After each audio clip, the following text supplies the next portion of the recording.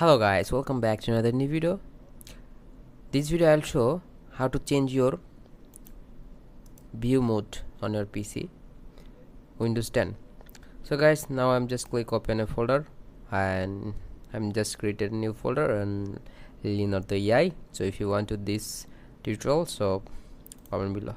So now I'm click that button and click view section and just change list to large icon.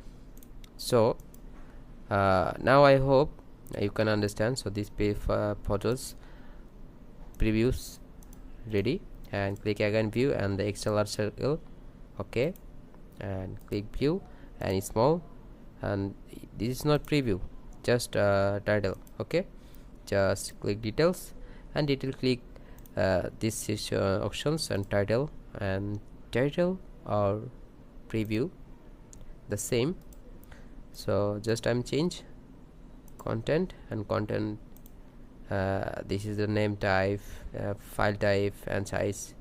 So just I'm click large icon, or you can select extra large icon. So I always prefer large icon. So guys, next time chat with another new video. Allah Hafiz.